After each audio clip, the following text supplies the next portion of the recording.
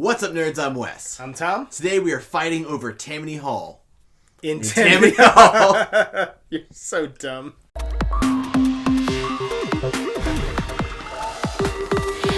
Tammany Hall pretty much is an area control game where you're trying to control this area on the map. Right. But it's not your typical, like, there's not war as, like, this is my, like, Risk, where it's like, I'm moving my stuff around the map. Yeah, like, the actual locations, with the exception of a few special ones, the actual, like, placement and adjacency and all that stuff isn't, it's not, like, the main focus. If I'm spreading out into this area, like you said, it's just, I'm just trying to control as many areas as I can. Once I see a weak spot, I pounce on it, you know? But it's also not just your strength and the number of dudes that's there. It's like, oh, I've got 3 dudes here, you've got 2 dudes there, I win. Because there's also, like, you are like the elite class in this city, but you also want the favor of the people. So each of the different colored cubes are a different population in the area. The green are Irish, white are English, yellow German, blue Italian. And if that cube is in that area, it means there's a large population of those people in that zone.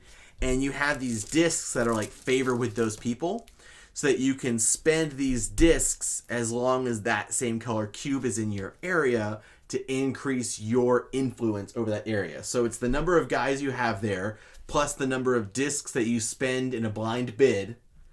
But you can only spend the color of discs of cubes in that zone. So like it's kind of convoluted to explain, but it makes for some really interesting gameplay because the number of discs everyone has is public knowledge. Right.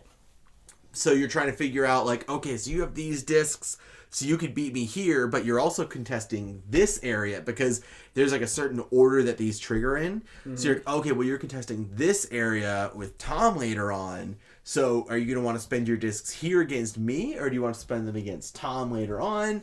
So it creates some really great mind games. Also, because the reason why you would want to win an area, there's actually like multiple reasons. First of all, there's these 4 special areas at the bottom that will give you little bonuses of getting another cube or getting another disc that could sway the outcome for other areas over here. So that's significant. Also, each area is a point, and whoever owns the most areas will become mayor and will get 3 bonus points and will give out the special abilities to the other players for the next round, which actually we haven't even touched on, but we will touch on a lot more later because that's one of the coolest aspects of this game also.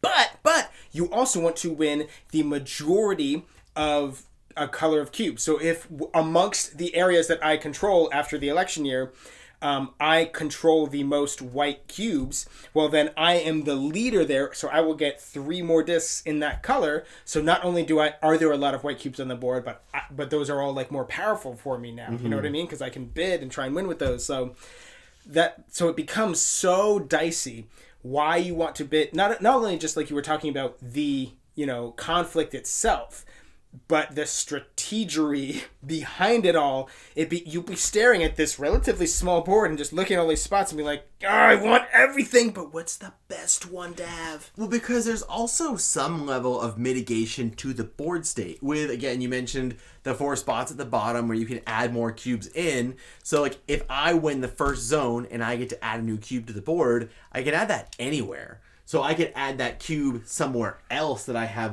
that I need more power, or I can add it to somebody else's conflict. Like if I'm not even in that conflict, I may toss a cube in there to give the underdog more strength so that they can beat out the winner of the game, which then puts me in the lead or puts me in a better like there's so much stuff like that just makes this game nasty.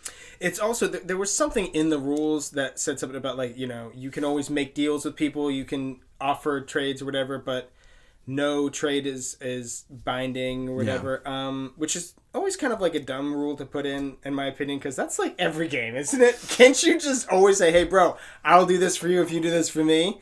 Like in 90% of games you can do that. It's just like, but you can do it more in this game, I guess.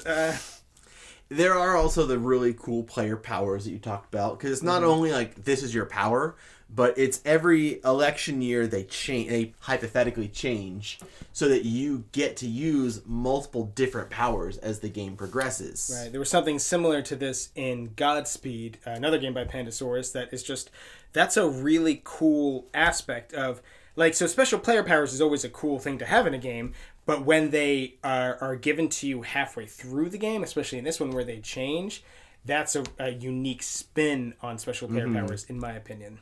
Also, the fact that they only come in halfway through the game, so the game's split up into 4 election years, so they come in after the first year, makes teaching the game actually surprisingly simple. Because I only teach the first half. You know what I mean? I teach, like I'll put my hand, we were actually explaining it to his wife, my sister. I was like covering up this part, and I was like, okay, all you need to focus on is this right here. See that? Boom. On your turn, you have 2 things you can do. This or this. That's it. And I'll explain other things later on.